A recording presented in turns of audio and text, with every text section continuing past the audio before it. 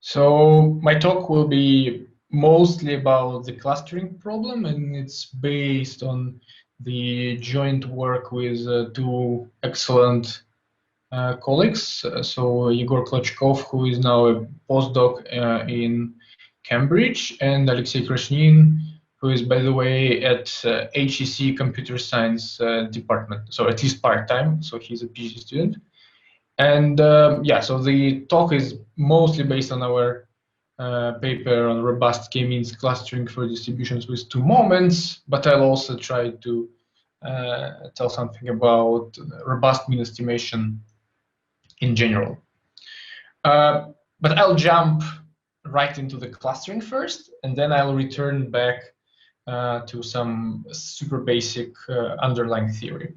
So our question will be the following. So assume that I have some unknown distribution in RD, in d dimensions, and I fix an integer k. So this is the number of means. So k is greater than or equal than 1.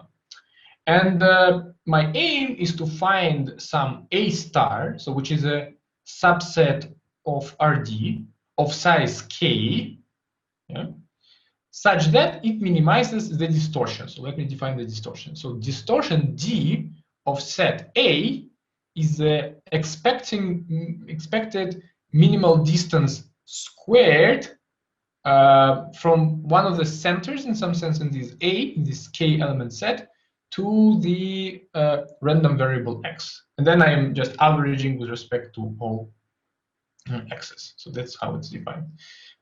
It can be quite hard to understand immediately what this means, but imagine that I'm in the case where k is equal to 1. So it's like one center.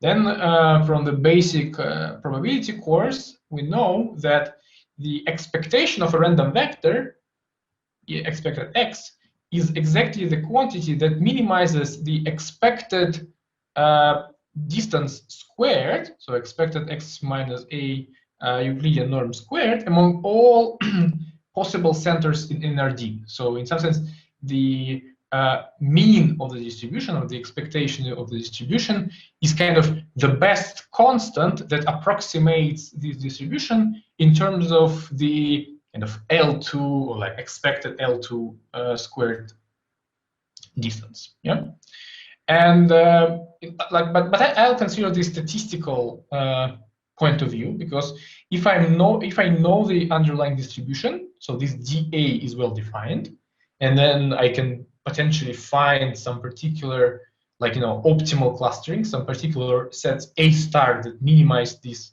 for general k. But unfortunately, in practice, we almost never know the distributions of the underlying data. So some people usually assume some kind of a model. So we assume that the data is Gaussian, or we assume that the data is like following some kind of distribution. But the idea here is that I assume almost nothing about distribution. My aim is to do the data-driven inference. So I observe n independent observations from this distribution. So the only information that I have in the statistical k-means clustering problem, that I have n independent, capital N, independent observations that are sampled according to this unknown distribution. So this is the only data I have. And my aim is to somehow to construct an approximation of this set A star. Yes, so maybe repeating a bit. So based on these independent observations, like an IID sample of the data, I'm trying to construct the subset of RD of size k such that it is close to the optimal solution, so the best possible with respect to the true measure solution, based only on a finite sample. Okay, does it make sense? Any questions so far? Okay, so because it's quite important to understand what I'm aiming for. So there's a theoretically optimal distortion minimizer like the clustering, and I'm trying to do it empirically. Okay, how to measure the closeness? For example, I have some solution A hat, which was constructed based on n observations, and of course I want to compare it with the optimal solution, with the distortion of or with the set A star itself. And there are many ways to define it. So, for example, one can just do some kind of distances between sets of points in Euclidean spaces. But once again, sorry, there is a question in the Q&A session. Is K assumed to be known? Yeah. So in some sense, it's my tool. So as a statistician, I'm choosing the number of clusters I want to use, like in this particular setup, because I never say or I never define what the cluster means. So there is no definition of the cluster inside my model. I'm just saying that what is the best K element like center set that approximates the target distribution. So if you have like the set which is clearly consisting of three clouds of points, then you may use 3 means clustering. But I'm doing like a general theory, and I'm okay with an arbitrary K, which is assumed to be known, and then I have no assumptions on how the data is actually distributed. Okay, so I'm returning back. Now, my quantity or my performance measure will be the so-called excess distortion. So what does it mean? It means that I'm comparing the quality of quantization given by my solution. So it's expected minima over expectation over X, and minima is taken in this random sample driven set A hat. Yeah, and I compare it with the best possible solution, which I don't know. So this A star, which I would construct if I knew the underlying distribution. Of course, I cannot do it.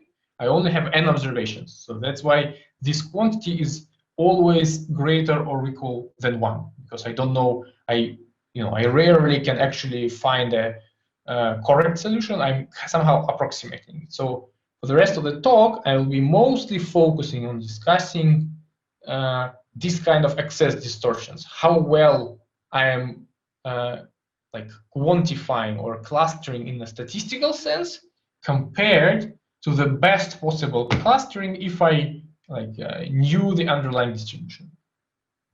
Okay, so the simplest algorithm, which is well known to be computationally crazy hard, is to find an empirically optimal quantizer. So if you go to Wikipedia page on k-means, they'll write you something about the Lloyd's algorithm and all these things. They're very closely connected. Now, once again, I'm studying the statistical properties, so I forget for a second about the computational issues, and I'm defining the empirically optimal quantizer, it's the set A hat, which is based on the sample. And it's defined as follows. It minimizes, it's some set in RD of size K, so it's argmin over all cells of RD of this size. And I'm minimizing the empirical version of the distortion. And remember that in the true distortion, I had the expectation with respect to x's, and now I just replaced the random x by my observations. So I sum over all n observations and minimizing the minimal distance squared to the corresponding xi. So it looks a bit weird, and actually in general it's known to be NP hard, and it has so this particular thing is crazy difficult to compute, and it has exponential dependence on the dimension and so on and so on.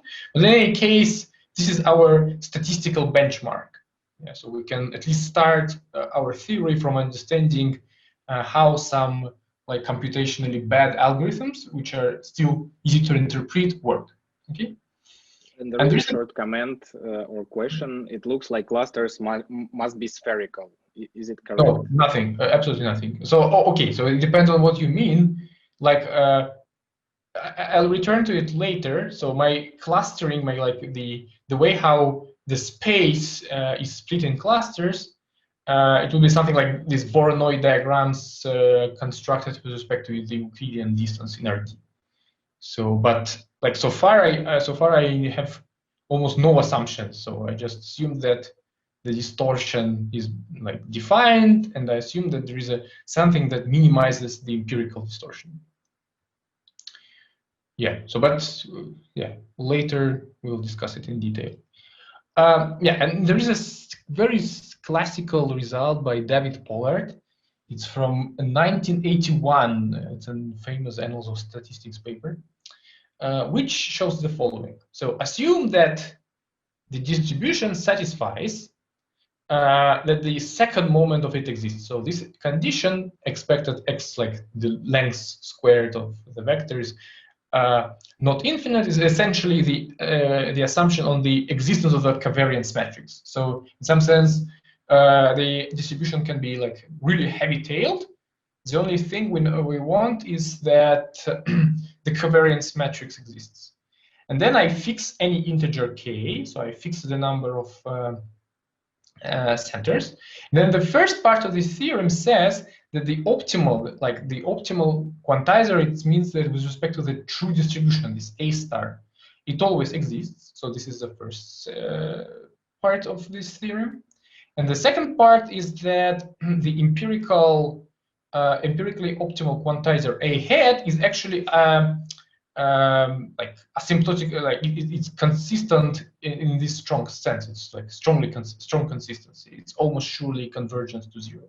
Like as I'm how to interpret it, as I'm observing more and more data, as n goes to infinity, the statistical properties of this hard to compute empirically optimal quantizer will be essentially as good as the statistical performance of clustering of the true best possible quantizer.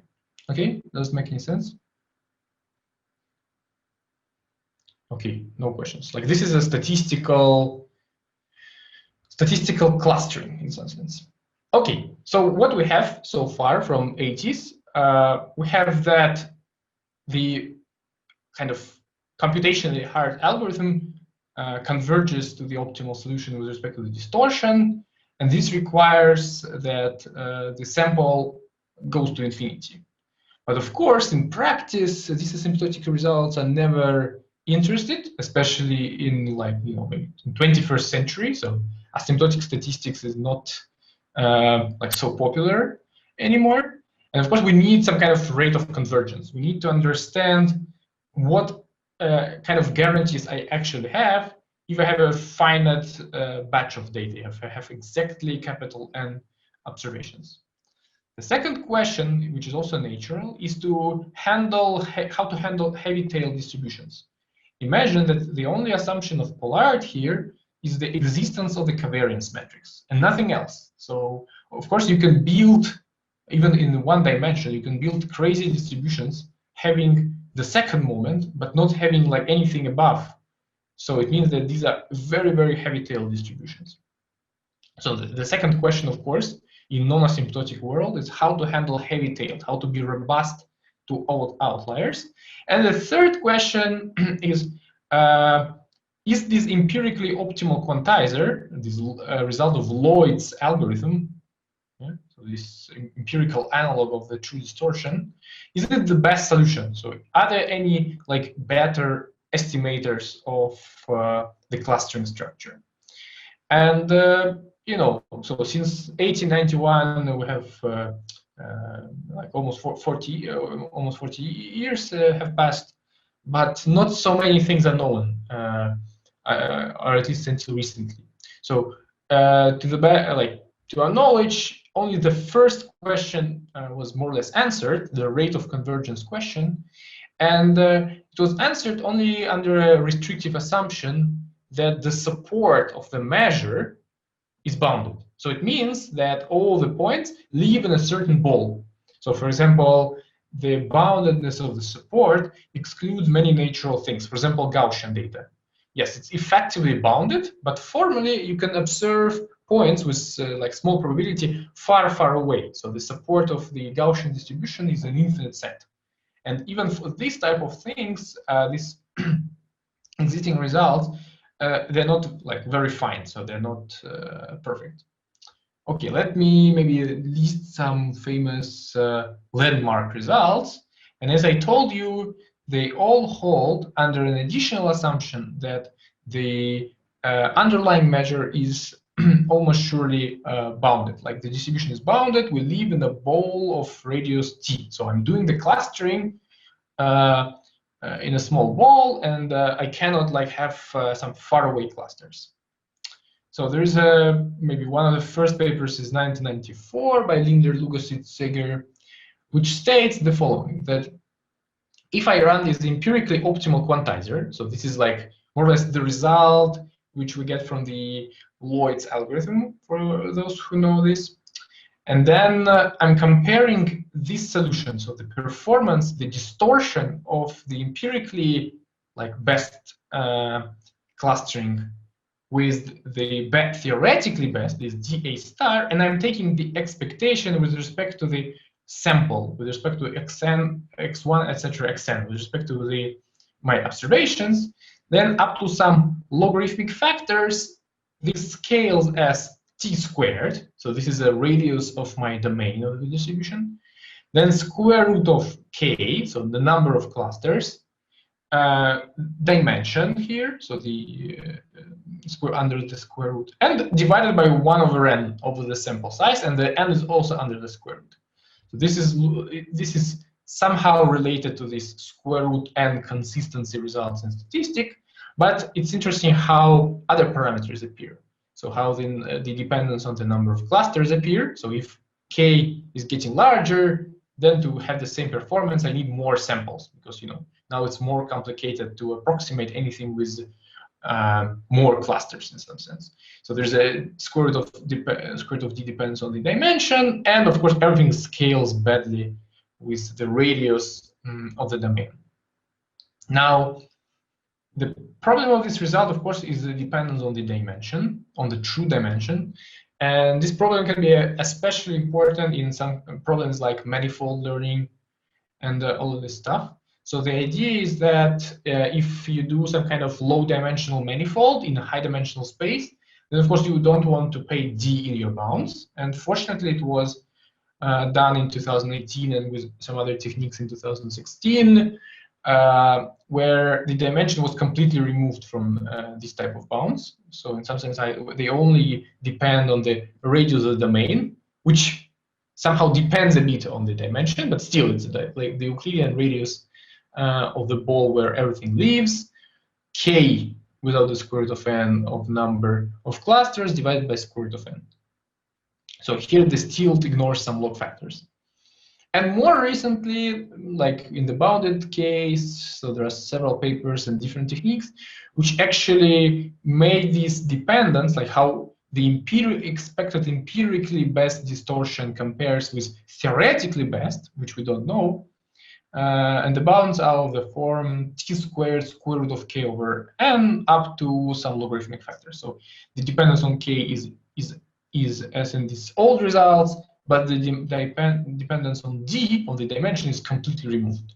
And so this famous Pfeffer-Magmitter-Narayan paper, it was motivated exactly by the clustering of manifolds, because in the manifolds, if you have a low dimensional structure, you will never want to pay the dimension of the ambient space, because you're completely screwed. So you need something more effective.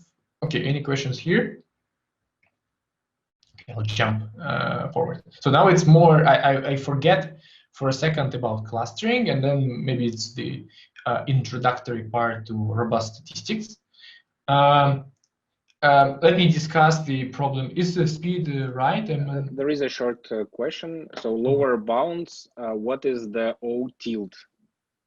Yeah, so O tilt, as I told you, it's about ignoring the log factors. So there are some logarithmic factors hidden in bound number 1 and bound number 3. So it will be not like kd, it will be kd times log d log k or something like that. Okay. Thank you. Okay, I'm returning. Yeah, so we'll have some log factors, but asymptotically they are dominated by the leading factors. Now, yeah, so let's forget about clustering for. And there is a comment lower bounds. So is it? Lower bounds. Yeah, of course there are lower bounds, and I'll tell something about them a bit later. So it's not super sharp. What we know right now, it's not exactly super sharp, and there are some difficulties. But actually, it's more or less the correct rates if the distribution is bounded. So the problem of these all results is that you put your entire life in the ball of radius t, so you don't allow Gaussian distributions. Is it the question? Or was it the question? I guess so. Okay, perfect. So now forget about clustering. Let's do the mean estimation for its like first semester statistics course or like probability theory. You want to estimate the mean of the random variable. So it's much simpler than trying to estimate the clustering of like some manifolds in infinite dimensions or so on and so on. So this is the most basic. I observe capital N IID observations, like independent identically distributed observations of some random variable x, and my aim, just one-dimensional, my aim to estimate mu, the expected value of x. So this is what we like all study on as undergrads on second year or third year. We all know this problem. Now, of course, the best or the simplest candidate, if you just want to estimate the mean of random variable, is to use the sample mean. So what is sample mean? It's just this x bar, and I'm just averaging over all observations and divide by the number of observations. Also, we do it in physics, so all the experiments, we just to kill some kind of errors, we usually repeat the experiment many times, and at least some type of errors can be removed. So the noise actually shrinks, And this is what is written here in this result, So if I assume the Gaussian distribution, so the normal distribution, if you don't know what some Gaussian is, forget about it. If you have like Gaussian data, then you can prove the following quite easily. It's like a non-asymptotic bound for the sample mean. It works as follows. Fix any delta in 0, 1. This is my confidence level. So imagine that delta is 0.99, sorry, 0.01, So this I fix. And then it means that with probability 1 minus 0.01, the sample mean, so this empirical average minus the true mean, so this symbol-less sim means that I ignore the absolute constant. So I need something like 4 here, But I'm ignoring the constants. They are explicit in the proofs. So there is like 4 sigma. So it's like the standard deviation, square root of 1 over n, and then you see there is log 1 over delta. So the logarithmic dependence on the confidence level.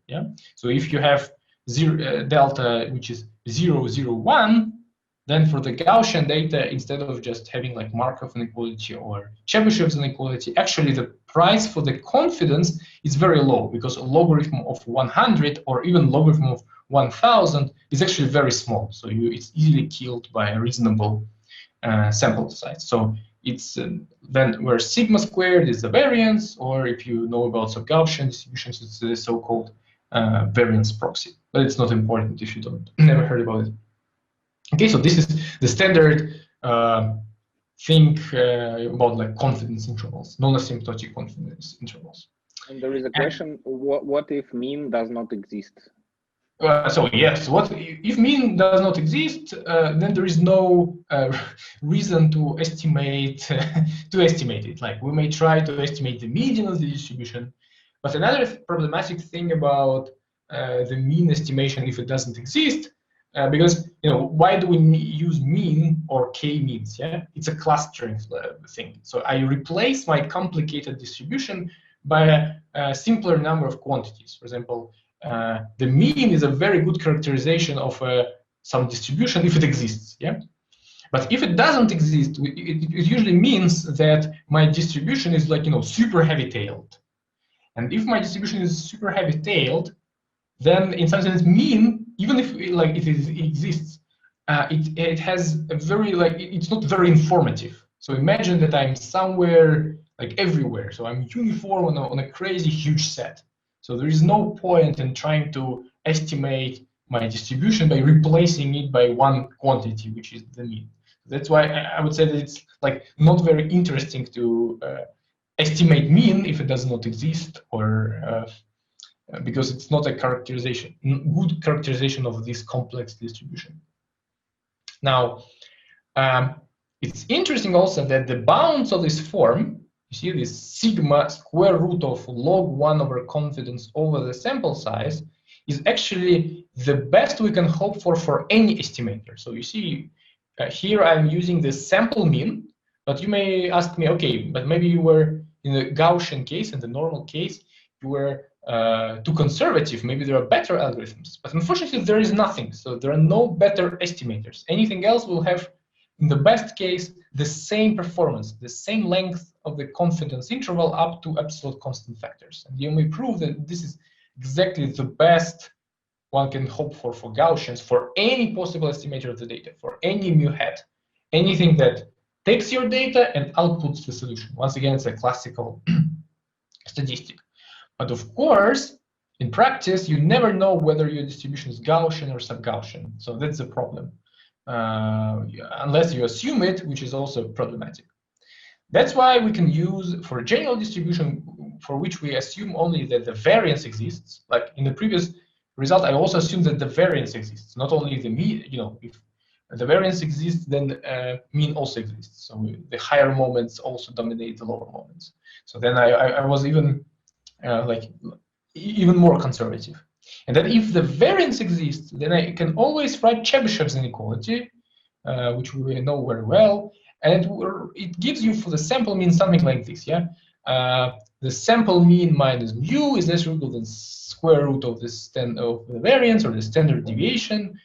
Then I have a square root 1 over delta over n. Yeah, you see the difference entails log 1 over delta, so it's like a very robust, very perfect dependence on the confidence. So you can actually do your experiment with confidence 0.999. Yeah, so we are very confident. But here, if you start saying something like 0.1999, then you start paying crazy values here, and you lose some kind of robustness. And of course, it's very easy to prove that, well, it's one of the exercises in many probability books, then actually Chebyshev's inequality cannot be improved. So it's, for some distributions with 2 moments, it's the best you can hope for. So now, why are we interested in this against this? So first, of course, the log 1 over delta, these things are sharper. So this I have like a very high confidence or exponential tails for concentration of these corresponding random variables. And another thing which is very motivated by practical considerations is that high confidence upper bounds can be combined with the union bound. Like imagine that you need to rerun your experiment several times on the same data. Now, if you have a low confidence bounds like this, then each time you add a lot of bias because you ran your experiment 10 times, and to to say something in these 10 or 100 experiments, you need to consider the probability of failure, which is multiplied by 100. So these bounds are not good for this. While exponential tail bounds like this, they allow you to rerun your data or rerun different estimators on the same data several times without still control some kind of overfitting. Yeah? So this is important. There's a new field called adaptive data analysis, and they do all this stuff all the time. Okay, now I call these favorable estimators like sub-Gaussian estimators. So this sub-Gaussian estimator. And the problem is it possible to have the same performance as if the data were Gaussian, only under the assumption that 2 moments of the distribution exist? And actually, and magically, there is an algorithm to do this. So it was found actually by now American, and back then at least one American, back then Soviet mathematicians first, by Nemirovsky and Yudin in 1983. They decided to replace the sample mean by a simple modification of it. So instead of running the averaging over the entire sample, they did the following. Assume that I can split my data now in L blocks of size m. So for simplicity, I assume that everything is like divisible. So n, capital N, is equal to L times m. Yeah, and the median of means estimator is defined as follows. Like first, for each block, so I have L blocks, one first block, then there's second, third, let's say on L block. I compute its mean. So in some sense, in each block of the data, I split them arbitrarily, but before actually seeing the samples, right? You put the first m observations in the first block, the second m observations in the second block, and the last m observations into Lth block. Now, for each block, I compute the mean as we did before. So instead of just one mean, I have like L like sample means in some sense. Now I have these L values for each block, and I took the median. I take the median of these values. So the median is exactly the value, such that at least half of the values are below, and the second half is above. Okay, does it make any sense? How this thing is defined? It's one-dimensional, so there are no vectors. It's just a mean estimation problem in dimension 1, where I'm based on n independent distributions of my one-dimensional random variable. And okay, I'm splitting these n points in L blocks. They're all of size m. This is my estimator, and what Nemirovsky and Yudin proved in 1993 is the following. If I fix the number of blocks to be like confidence dependent, like it's 8 times log 1 over delta. So you give me the confidence delta, which is 0.01. So you want to be successful with probability 99.9%. Yeah. Then I give you the number of blocks in which you have to split your data. So you split your data into L blocks, and we assume for simplicity this is an integer. And I only assume that the variance of the distribution exists. Yeah, so the sigma squared is less than infinity, and nothing else. So I don't assume Gaussian, it's Gaussian, normal, exponential, nothing. So only the variance exists. As a result, mean exists. Yeah, and then with probability at least 1 minus delta, with high probability, the median of means estimator computed on the sample minus the true mean. So it's a good estimator of the mean, satisfies this bound, sigma square root of log n over delta over n. So this is exactly the bound of the sample mean in the Gaussian, for the sample mean in the Gaussian case. So in some sense, this is the best we can hope for, because now you can think of applying this algorithm in the Gaussian case. In the Gaussian case, it will achieve the optimal performance. And we know that if the data is Gaussian, then there is nothing better than the sample mean. So actually, this is the theoretically best one can hope for, unimprovable up to modifications in this constant. And as I told you, the performance is the same as for Gaussians, as if the data is Gaussian, but it works even if my tails are very heavy. Like, for example, the probability of my random variable being greater than t, deviating from my mean, is much larger than some exponent. So it's very, like, it's more heavy-tailed than exponential distribution. Okay, any questions here? There is a question. Yeah, there is a question. Is the result for MOM correct for any distribution? Yeah, so it's M. So sorry, what do you mean by M? MOM. Yeah, MOM. Yeah, it's for any distribution such that it is it has 2 moments. Oh, I think they're good. Yeah, so is the result for any distribution? Yeah, it's correct for, it's valid for any distribution such that it has 2 moments. So for example, for Cauchy distribution, which even doesn't have like the mean, unfortunately, we cannot say anything. But if you have the variance of the distribution, but you don't assume anything above 2 moments, then we're fine. And then this MOM, MOM, or median of means works fine. So this is the entire theorem. Okay, so then maybe I'll ignore the proof, because I think it's better than you understand the basics rather than I'll jump in technicalities.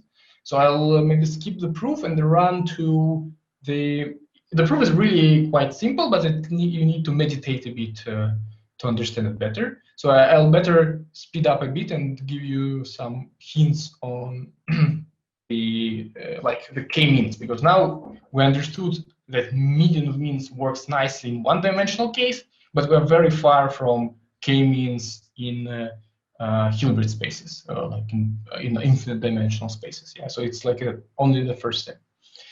Okay, let's go to higher dimensions, because even in higher dimensions, unfortunately, when x is a vector in Rd, before for me, it means I was saying about the I was speaking about the one-dimensional case. Now I'm speaking about Rd, and then it's not clear how to define the median of means in this case. But once again, our question is it possible to have the same behavior as in the Gaussian case, like the same performance as if the data were Gaussian, under the only assumption that the covariance exists? And if so, what kind of estimators do I need? Like the result, or the way how we assume we estimate by the sample mean the Gaussian data is the following: like with probability at least 1 minus delta, the sample mean minus the true mean. It's a vector, yeah. The Euclidean distance is up to constant factors, is controlled by the trace of the covariance matrix, the sum of eigenvalues over the sample size. And then there is a deviation tail of the operator norm, like the largest eigenvalue log 1 over delta over the sample size n. So this is a generalization of the sample, the performance of the sample mean in the Gaussian case for Rd. And this problem is much more complicated compared to the one-dimensional case, because one-dimensional case was done in 1983, but the high-dimensional, like Rd, was actually solved only in 2017, but it was published in 2019. Actually, there is an estimator in Rd. It's some kind of very complicated generalization of the median of means estimator in Rd, such that it estimates the true mean of the Gaussian distribution, or like not Gaussian, but any distribution that satisfies only like two moments assumption. Like I only assume that the covariance matrix exists, and the formula repeats exactly the performance of the optimal like sample mean for the Gaussian data. If you think of it, it's quite amazing. Yeah, you have the same size of the confidence interval for mean estimation for an arbitrary distribution as if the data were Gaussian, but you need a smarter estimator, and I will not speak of this particular estimator. We don't need it, but it's a clear motivation for us, like because the mean estimation, it's exactly the k-means clustering for one cluster for k equals to 1. Okay. So let me just play with this formula. So assume that I constructed this mean estimator, mu hat, and for my heavy tail distribution. So you see, I only assume that the covariance matrix exists. I never said you anything about like Gaussianity of the data or so on. And we can actually rewrite the bound of this form as this, remember from the very beginning, the excess distortion bounds. Like it's how good my distortion, dA, is to the actual like theoretically best. So we know that for one clustering, for k-means clustering with k equals to 1, the mean of the distribution is exactly the best way to quantify. It's the best quantizer. So therefore, this, in some sense, is equivalent. So you just play with the algebra, open the brackets, cancel the terms. This is exactly equivalent to this type of things. Like if I estimate the mean of the random vector according to this bound, then I can write the excess distortion bound for k-means clustering with k equals to 1 of this form. So that's what I wrote here. So this is analog of this dA hat before, then this is dA star. And what is interesting here is that the dependence on the sample size in this type of bound, you see it's 1 over n, then there is no dependence on the rate. Even if my data is bounded, I still never pay in this bound for k equals to 1. Yeah, I never pay the size of my domain, capital T. I only pay the variance, so expected x minus mu squared, or like the trace of the covariance. Yeah, so this is expected x minus mu squared and trace of the covariance, it's exactly the same. So the bound only requires 2 moments. So I never go above like assuming the Gaussianity of the data and so on. And there is a very nice dependence on confidence, log 1 over delta. So the perfect confidence dependence. Unfortunately, it's only the case of k equals to 1. Now, the problem, so I was asked about some lower bounds, and there are some lower bounds in the literature. For example, there's a paper by Antosh, 2005, which actually shows that in k-means clustering, if we compare for k greater or equal than 2, I have at least 2 centers, at least 2 clusters. If I'm comparing the distortion, my true distortion, the distortion of the empirical quantizer minus the distortion for the best possible quantizer, like for any estimator, the rate of convergence will be at least 1 over square root of n, which is slower than 1 over n. So in some sense, the formula for general k greater or equal than 2 will be very different. And yes, exactly. Recall the bounded case. Recall the results I told you about before. If my data is bounded, then from above, the upper bounds are all scaling as 1 over square root of n, so which is like in good relation with Antosh's lower bound, but which looks different from what we have for mean estimation for k equals to 1. Okay, so and let me show you that actually just assuming that just the bounds that depend on 2 moments kind of are not enough. So in some sense, we need something more to know about our distribution to make clustering for k greater or equal than 2. So for mean, it's enough, but for more than 1 cluster, it's not enough. And then there is a very, very simple example. So assume that I am doing the clustering with 2 centers, k is equal to 2, and I have the real line. So these are and then I have the distribution supported on only 2 points. The first point, so n is my sample size, the first point is 0, and the second is square root n, where n is the sample size. So I'm changing my model for different sample sizes, yeah? And then with high probability, with 1 over n, I observe 0. This is my distribution. And then with small probability, I observe square root n. So of course, the perfect clustering, the optimal solution, we'll just put 1 center here on 0 and 1 center here on square root of n, and it clusters this distribution perfectly with 0 distortion. dA star is equal to 0. However, you may prove easily that since the probability mass of this square root of n is very small, it's 1 over n, then you may prove that with constant probability, say 0.2, you will never observe square root of n in your sample. So what you will see is only the zeros. So you observe 0, 0, 0, 0, 0, and this is your sample. And of course, there is no better strategy just to put intuitively your 2 centers empirically into this 0. So you will cluster only this center. And this will give you the constant difference. So it's not converging as 1 over square root of n. It's awful. It's a constant. And this happens with constant probability. Therefore, it's more complicated. So the clustering is more complicated than mean estimation. So does this example make any sense?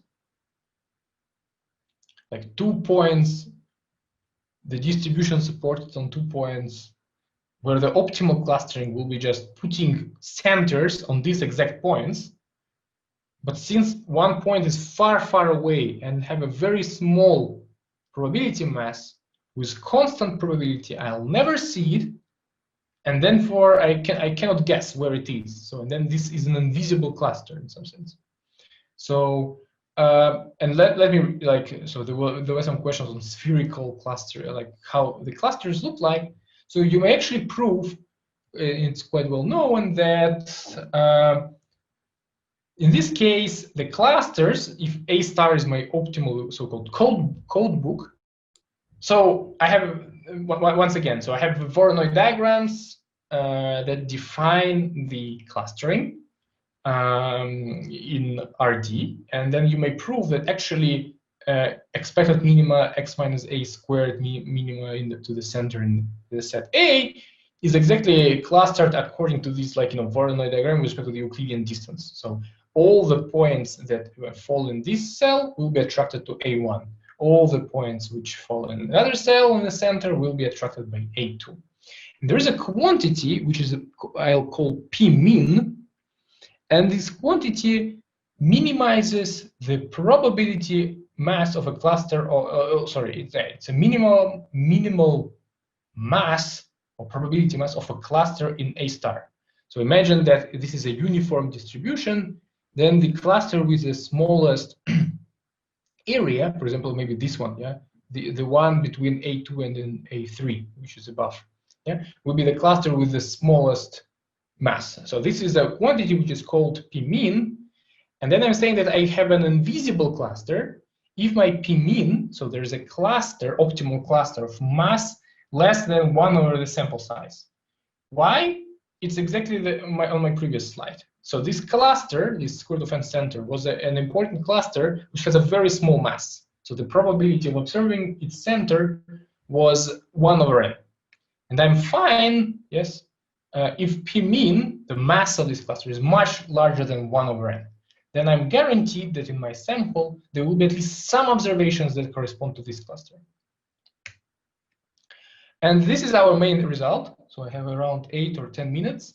This is our main result. Can you still hear me? No, yes, everything is fine. Okay.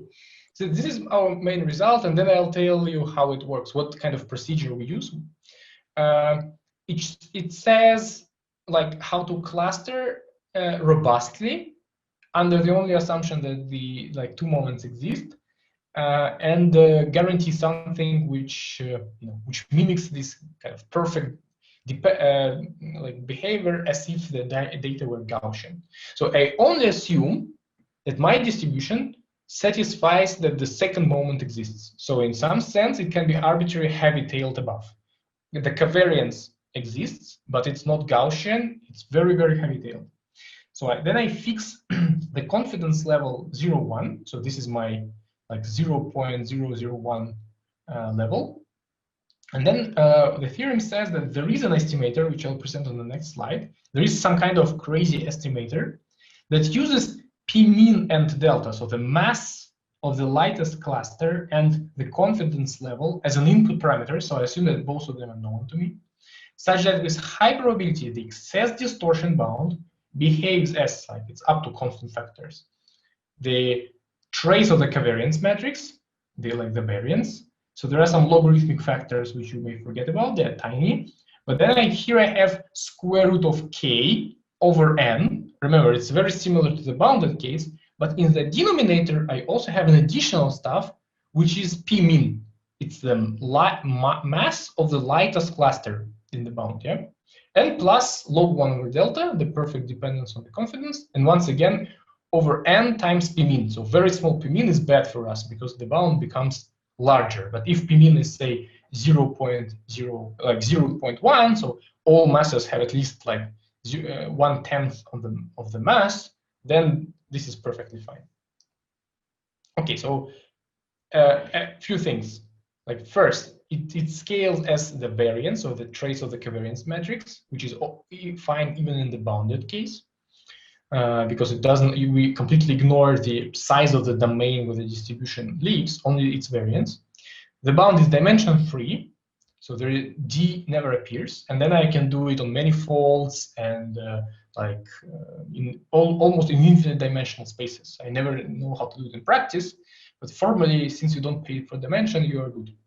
And there is a very nice dependence on the confidence, even though the distribution is heavy-tailed. So you are much better than Chebyshev's inequality.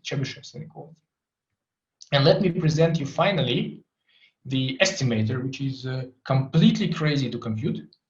But the theorem only says modestly that there exists an estimator. So there is an estimator, and then I motivate some other people to try to find a computationally efficient thing which satisfies the same nice statistical properties. So we're only saying that there is an estimator such that it has perfect or almost perfect statistical guarantees.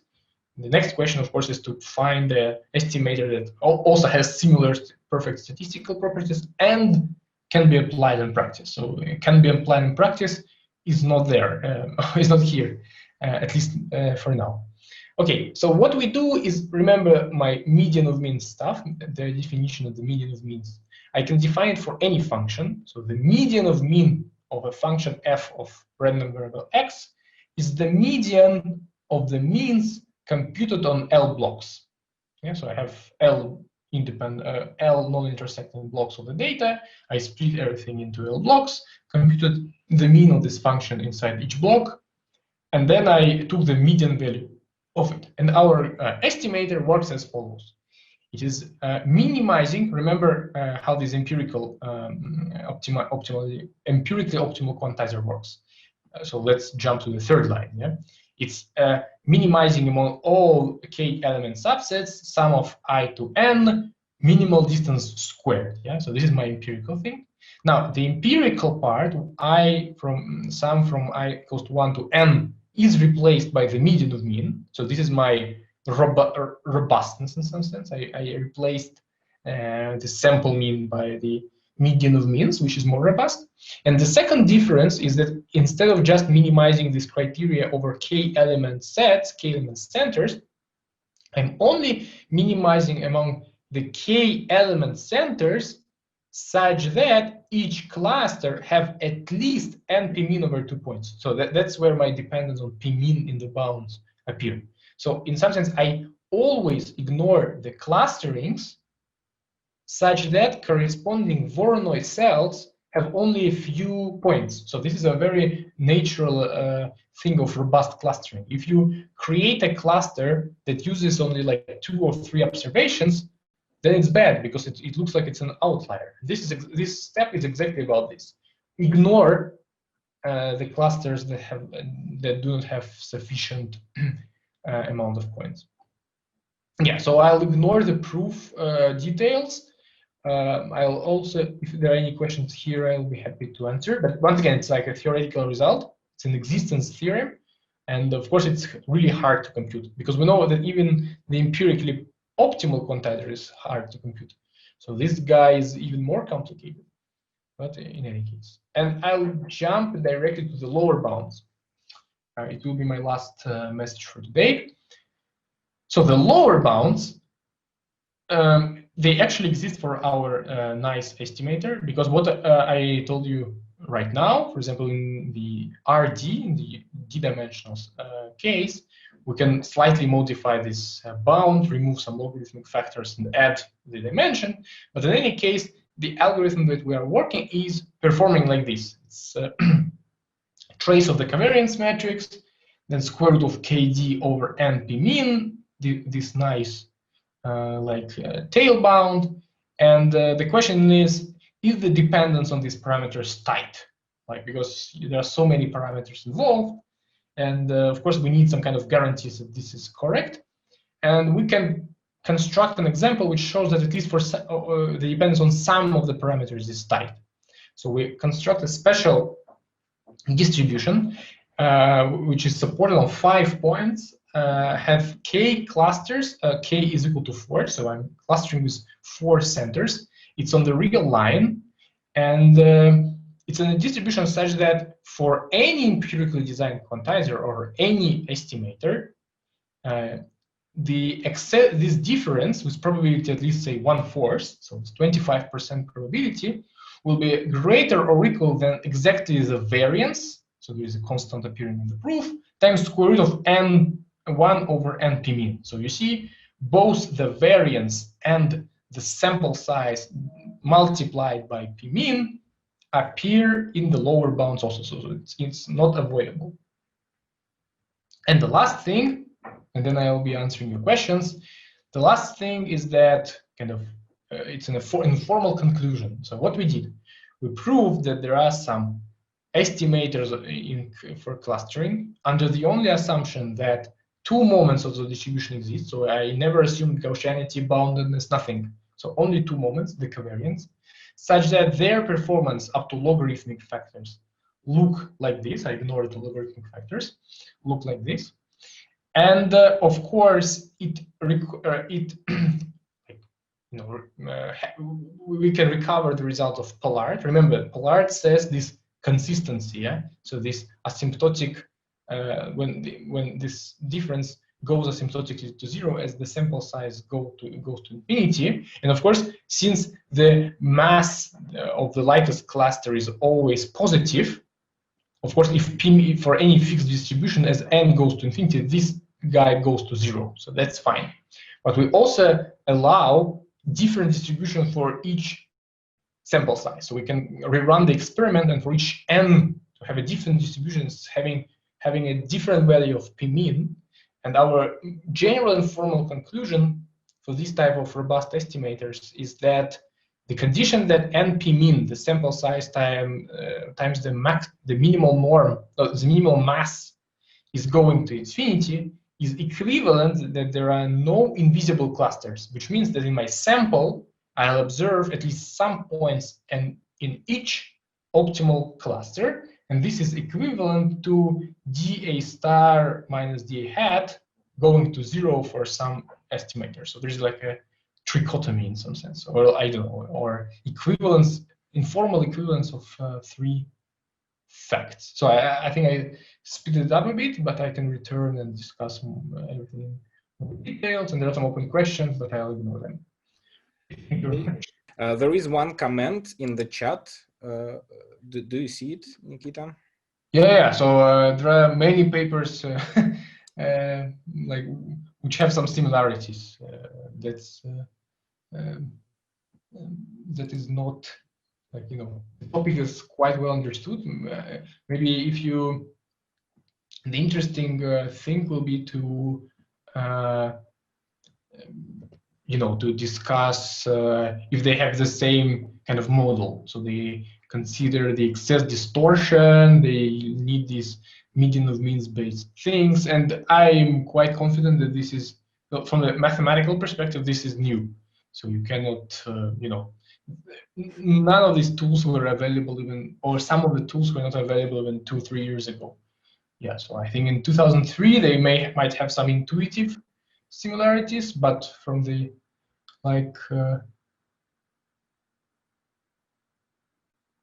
so the distortion, so distortion, of course, it's not new. It's even in this 1984 paper by Lugosi or Pollard 1981. So they all work with this distortion. So it's like for 40 years already around, I would say, the distortion thing. So our contribution is that we focus on heavy-tailed scenarios for like dropping all possible assumptions, go to the minimal possible things, and prove something nice in this difficult regime.